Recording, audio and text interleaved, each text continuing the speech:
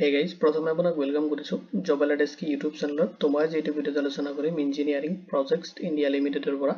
ৰিকুৱাৰমেণ্টৰ কাৰণে নটিফিকেশ্যন আহিছে আৰু তাৰ কমপ্লিট ডিটেইলছ মই আপোনাক এই ভিডিঅ'ত প্ৰভাইড কৰিম। প্ৰথমতে আপুনি ভিডিঅ'টো কমপ্লিট চাই ল'ব, তাৰ পিছত যদি কোনো ধৰণৰ কোৱেশ্চন থাকে আপুনি এই ভিডিঅ'ৰ কমেন্ট সেকশ্যনত কমেন্ট কৰি দিব। কাম দেৰি নকৰি আজিৰ ভিডিঅ'টো আৰম্ভ কৰো। এতিয়া চাওক ইঞ্জিনিয়াৰিং প্ৰজেক্টছ ইণ্ডিয়া লিমিটেড, য'ত আপোনাৰ এক্সিকিউটিভ ৰিকুৱাৰমেণ্ট 2025 ৰ কাৰণে আহিছে ৰিকুৱাৰমেণ্টখিনি, য'ত আপুনি এপ্লাই কৰিব পাৰিব 48 এছিষ্টেণ্ট মেনেজাৰ এণ্ড চিনিয়ৰ মেনেজাৰৰ কাৰণে ভেকেঞ্চি আছে। প্ৰথমতে আপুনি এক্সিকিউটিভ ৰিকুৱাৰমেণ্ট আছে তাৰে পোষ্ট ডিটেইলছখিনি চাই লওক। এছিষ্টেণ্ট মেনেজাৰৰ কাৰণে পোষ্ট আছে য'ত আপোনাৰ ভেকেঞ্চি আছে 22। আপুনি তাতে চেলাৰি পাব 40,000 প্লাছ আপুনি HRA পাৰ মান্থ পাব। নেক্সট আপোনাৰ পোষ্ট আছে মেনেজাৰ, যেটো আপোনাৰ গ্ৰেড 2 কাৰণে হ'ব, য'ত আপোনাৰ ভেকেঞ্চি আছে 10, চেলাৰি হ'ব আপুনি 50,000 পাৰ মান্থ, লগতে আপোনাৰ প্লাছ হ'ব HRA। নেক্সট আছে মেনেজাৰ, যেটো আপোনাৰ গ্ৰেড 1 ৰ লেভেলৰ কাৰণে হ'ব ৰিকুৱাৰমেণ্ট, য'ত আপোনাৰ ভেকেঞ্চি আছে 11 আৰু আপোনাৰ চেলাৰি পাব আপুনি তাতে 60,000 প্লাছ HRA আপোনাৰ প্লাছ হ'ব। নেক্সট আপোনাৰ পোষ্ট আছে চিনিয়ৰ মেনেজাৰ, য'ত আপোনাৰ ভেকেঞ্চি আছে 5 আৰু তাতে আপুনি চেলাৰি পাব 70,000 প্লাছ HRA পাৰ মান্থ আপোনাৰ এড হ'ব। এতিয়া চাওক পোষ্টখিনিত এপ্লাই কৰোঁতে আপুনি ফলো কৰিব লাগিব এলিজিবিলিটি ক্ৰাইটেৰিয়াখিনি। এতিয়া চাওক যদি আপুনি এছিষ্টেণ্ট মেনেজাৰৰ যিখিনি পোষ্ট আছে তাৰ কাৰণে যদি আপুনি এপ্লাই কৰে তেতিয়াহ'লে আপোনাৰ এডুকেশ্যনেল কোৱালিফিকেশ্যন লাগিব। যদি আপুনি বেচেলাৰ অফ ইঞ্জিনিয়াৰিং বিটেক বা AME বা আপুনি CA বা ICWA বা MBA যদি কৰিছে বা LLB আপুনি কমপ্লিট কৰিছে, লগতে আপোনাৰ 55% মাৰ্ক আপুনি তাতে পাওয়া হ'ব লাগিব। লগতে আপোনাৰ মেক্সিমাম এজ বিচাৰিছে 30 ইয়াৰ্ছ লৈকে আপুনি পোষ্টখিনিত এপ্লাই কৰিব পাৰিব। নেক্সট আপোনাৰ পোষ্ট আছে মেনেজাৰ, যেটো গ্ৰেড 2 লেভেলৰ কাৰণে হ'ব, য'ত আপোনাৰ বিচাৰিছে educational qualification bachelor of engineering BTech বা ME বা আপুনি চিভিল বা ইলেক্ট্ৰিকেল বা মেকানিকেল ইঞ্জিনিয়াৰিং কোৰ্চ যদি আপুনি কমপ্লিট কৰিছে, লগতে আপোনাৰ 55% মাৰ্ক আছে, তেতিয়াহ'লে আপুনি পোষ্টখিনিৰ কাৰণে এলিজিবল হ'ব। লগতে বিচাৰিছে চাওক মেক্সিমাম এজ আপুনি 35 ইয়াৰ্ছ লৈকে আপুনি পোষ্টখিনিত এপ্লাই কৰিব পাৰিব। নেক্সট আপোনাৰ পোষ্ট আছে মেনেজাৰ, যেটো গ্ৰেড 1 লেভেলৰ কাৰণে, য'ত আপোনাৰ এডুকেশ্যনেল কোৱালিফিকেশ্যন বিচাৰিছে বেচেলাৰ অফ ইঞ্জিনিয়াৰিং বিটেক বা ME বা LLB আপুনি যদি কমপ্লিট কৰিছে, লগতে আপোনাৰ 55% মাৰ্ক আছে, তেতিয়াহ'লে আপুনি পোষ্টখিনিৰ কাৰণে এলিজিবল এপ্লাই কৰিব পাৰিব। লগতে এজ লিমিট বিচাৰিছে মেক্সিমাম 40 ইয়াৰ্ছ লৈকে আপুনি পোষ্টখিনিত এপ্লাই কৰিব পাৰিব। নেক্সট পোষ্ট আছে চিনিয়ৰ মেনেজাৰৰ কাৰণে, যদি আপুনি চিনিয়ৰ মেনেজাৰৰ কাৰণে এপ্লাই কৰে তেতিয়াহ'লে তাতে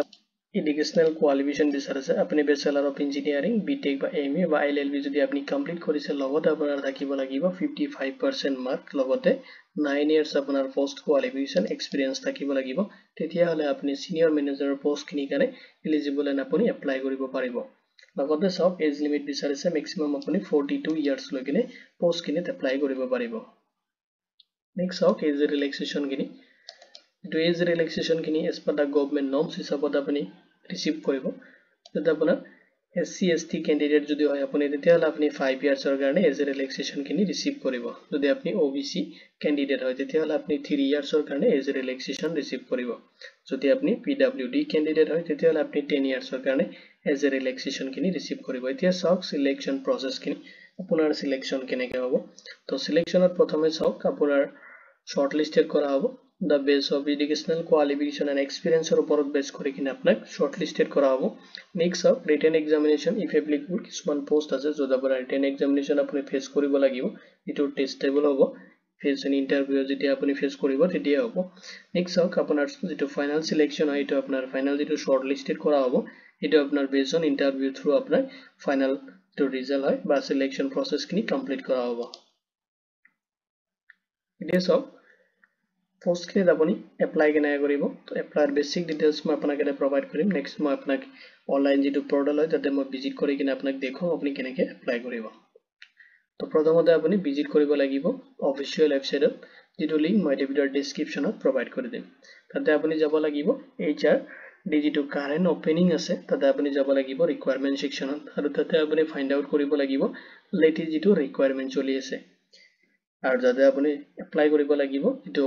অনলাইন এপ্লাই দি আছে তাতে ক্লিক কৰি কিনে প্ৰথমতে আপুনি ৰেজিষ্ট্ৰেশ্যন প্ৰচেছখিনি কমপ্লিট কৰিব। নেক্সট আপুনি লগ ইন কৰিব, কৰি কিনে আপোনাৰ এপ্লিকেশ্যন ফৰ্মটো আপুনি ফিল আপ কৰিব লাগিব, য'ত আপোনাৰ personal details, educational details, qualification details আৰু আদাৰ যিখিনি ৰিকুৱাৰমেণ্ট ডিটেইলছখিনি তাতে ফিল আপ কৰিব দিয়ে, সেইখিনি আপুনি ফিল আপ কৰিব লাগিব। নেক্সট আপুনি আপলোড কৰিব লাগিব ৰিকুৱাৰমেন্ট ডকুমেন্টছ খিনি যদি আপোনাৰ ফটোগ্ৰাফ সিগনেচাৰ লগত এডুকেশনাল সাৰ্টিফিকেট কাষ্ট সাৰ্টিফিকেট লগত আপোনাৰ এক্সপেৰিয়েন্স সাৰ্টিফিকেট খিনি আপুনি তাতে আপলোড কৰিব লাগিব নেক্সট হওক আপোনাৰ এপ্লিকেশনটো আপুনি ফাইনাল সাবমিট দিব লাগিব এজ এ ফিউচাৰ ৰেফাৰেন্সৰ কাৰণে আপোনাৰ যেটো এপ্লিকেশন একনলেজমেন্ট ৰিসিভড হয় এটো আপুনি প্ৰিন্ট আউট ৰাখিব ইট ইজ ইম্পৰ্টেন্ট ডেটস খিনি ৰিকুৱাৰমেন্টৰ যিখিনি ইম্পৰ্টেন্ট ডেটস আছে এতিয়া সব অফিশিয়াল যেটো নোটিফিকেশন হয় 19 মাৰ্চ 2025 ত অলৰেডি ৰিলিজ কৰি দিছে আৰু অনলাইন যেটো এপ্লিকেশন অলৰেডি ষ্টাৰ্ট হৈছে 19 মাৰ্চ 2025 ৰ পৰা তো অনলাইন পোৰ্টালত মই আপোনাক লৈ যাম তাৰ আগতে চাওক যেটো আপোনাৰ এপ্লাই লাষ্ট ডেট হয় আপুনি লাষ্ট আপোনাৰ এপ্লিকেশনটো সাবমিট কৰিব পাৰিব 8 এপ্ৰিল 2025 লৈকে আপোনাৰ এপ্লিকেশনটো লাষ্ট সাবমিট কৰিব পাৰিব ইন্টাৰভিউ ডেট এতিয়ালৈকে অনাউন্স কৰা নাই তো পিলেটা অলপ দেৰি হ'ব আপোনাৰ সিলেকশন যেতিয়া আপোনাৰ এপ্লিকেশন প্ৰসেস খিনি কমপ্লিট হ'ব তাৰ পিছত আপোনাক থ্ৰু মেইল লগতে আপোনাৰ যেটো মোবাইল থাকে তাতে আপোনাৰ টেক্সট থ্ৰু আপুনি আপোনাৰ বা অফিশিয়াল ওয়েবসাইটত যেটো মেৰিট লিষ্ট হয় কি ওলাইছে আপুনি ইন্টাৰভিউ ফেস কৰিব লাগিব যদি আপুনি ইন্টাৰেষ্টেড এণ্ড এলিজিবল ক্যান্ডিডেট হয় তাহলে আপুনি ভিজিট কৰিব পাৰে অফিশিয়াল ওয়েবসাইটত যেটো লিংক মই এটা ভিডিওৰ ডেসক্ৰিপচনত প্ৰভাইড কৰি দিম আপুনি জাস্ট ক্লিক কৰিলে অফিশিয়াল ওয়েবসাইটত ভিজিট কৰিব পাৰিব বা আপুনি যিকোনো ব্ৰাউজাৰত যাই কিনে সাৰ্চ কৰিব পাৰে epi.gov.in সাৰ্চ কৰিলে আপুনি যেটো ইঞ্জিনিয়াৰিং প্ৰজেক্টছ ইণ্ডিয়া লিমিটেডৰ যেটো অফিশিয়াল ওয়েবসাইট আছে তাতে আপুনি ভিজিট কৰিব পাৰিব আমাৰ পোৰ্টালৰ পৰা যদি আপুনি ক্লিক কৰে ডাইৰেক্ট পোৰ্টাল আহি পাৰিব আৰু এপ্লাই যেটো পোৰ্টাল হয় এটো এপ্লাই পোৰ্টাল হয় যেতিয়া আপুনি আমাৰ জব এলাইডেস্কে পোৰ্টালত আপুনি ভিজিট কৰিব তো লিকুইডিখিনি ইম্পৰ্টেন্ট লিংক মই তাতে প্ৰভাইড কৰি দিম তাতে আপুনি ক্লিক কৰিলে ডাইৰেক্ট এটো পেজত আপুনি আহিব পাৰিব এতিয়া যাওক আপুনি অফিশিয়াল নোটিফিকেশনটো ডাউনলোড কৰিব কৰি কিনে আপুনি মেচ কৰাব আপোনাৰ কোনটো পোষ্টৰ কাৰণে আপুনি এলিজিবল হয় এখানে পোষ্ট আপুনি প্ৰথমতে চাই লব সোৱাৰ পিছত চাওক গটেখিনি পোষ্ট সিৰিয়াল বেসিস দিয়া আছে সিৰিয়ালি দিয়া আছে আপুনি কোনটো পোষ্টৰ কাৰণে এলিজিবল হয় প্ৰথমতে এটো পোষ্ট আপুনি চাই লব যেনেকা মই জাস্ট বেসিক আপোনাক এটা ইনফৰমেশন দেখাইছো যেনেকা সিনিয়ৰ মেনেজাৰ যেটো লিগেলৰ কাৰণে আছে যত আপোনাৰ এডুকেশনাল কোৱালিফিকেশন বিচাৰিছে এলএলবি মিনিমাম কোৱালিটি মানে আপোনাৰ মাৰ্কস মানে 50% মাৰ্ক আপোনাৰ থাকিব লাগিব তেতিয়ালে আপুনি পোষ্ট খিনি কাৰণে এলিজিবল এণ্ড আপুনি এপ্লাই কৰিব পাৰিব এতিয়া চাওক আপুনি এপ্লাই নাও বাটনত দিয়া আছে জাস্ট আপুনি এটা ক্লিক কৰি দিব ক্লিক কৰি দিয়াৰ লগে লগে এটো এপ্লাই পোৰ্টাল হয় তাতে আপুনি ৰিডাইৰেক্ট হৈ যাব এটা যাওক যেটোকে প্ৰথমবাৰৰ কাৰণে আপুনি এটো পেজত আহিছে সেইকাৰণে আপুনি লগইন কৰিব নোৱাৰিব কাৰণ আপোনাৰ এতিয়ালৈকে ইউজাৰ নেম এণ্ড পাছৱৰ্ড এতিয়ালৈকে ক্ৰিয়েট হোৱা নাই সেইকাৰণে আপুনি ক্লিক কৰিব লাগিব এতিয়া চাওক তলত দি আছে ডো নট হেভ এন একাউন্ট তো ৰেজিষ্টাৰ ইয়াৰ অপচনত আপুনি জাস্ট এটা ক্লিক কৰি দিব ক্লিক কৰি দিয়াৰ লগে লগে এটো ৰেজিষ্টাৰ পেজ আছে এটো ওপেন হৈ যাব এটা চাওক বেসিক কিছুমান ডিটেইলছ আপুনি এতে ফিল আপ কৰিব লাগিব যত চাওক প্ৰথমতে আপুনি ফাৰ্স্ট নেম দিব আপোনাৰ নেক্সট আপুনি দিব লাগিব লাষ্ট নেম খিনি দিব আপোনাৰ নেক্সট আপুনি আপোনাৰ ভ্যালিড এটা ফোন বা মোবাইল নাম্বাৰটো আপুনি এতে এন্টাৰ কৰাব ফোন দি আছে নেক্সট আপুনি দিব লাগিব ইমেইল আইডি এটা ভ্যালিড এক্টিভ ইমেইল আইডি দিব যেটা আপুনি ইউজ কৰি আছে নেক্সট আপুনি এটা পাসওয়াৰ্ড ক্ৰিয়েট কৰিব এটা অলপ ষ্ট্ৰং পাসওয়াৰ্ড হয় এণ্ড আপুনি যাতে ইজিলি মনত থাকে আৰু আপোনাৰ তেনেকা এটা পাসওয়াৰ্ড আপুনি সেট কৰিব নেক্সট আপুনি পাসওয়াৰ্ডটো কনফাৰ্ম কৰিব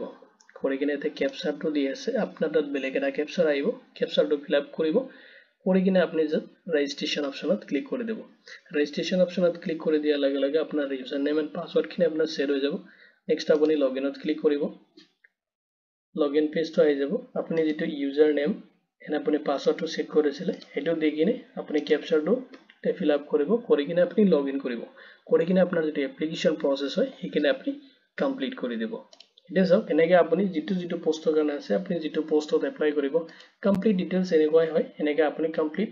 এপ্লাই প্ৰসেস খিনি কমপ্লিট কৰিব পাৰিব আপুনি যেটো পোষ্টত এপ্লাই কৰক জাস্ট আপুনি এপ্লাই নাও যেটো বাটন দিয়া থাকে আপুনি যেটো পোষ্টৰ কাৰণে এলিজিবল হয় হেতু পোষ্ট আপুনি ক্লিক কৰিব কৰি কিনে আপুনি হেতুত এপ্লাই কৰি দিব তো ভিডিওটো চোৱাৰ বাবে ধন্যবাদ দি কিনে আজিৰ ভিডিও ইমানতে সামৰিছো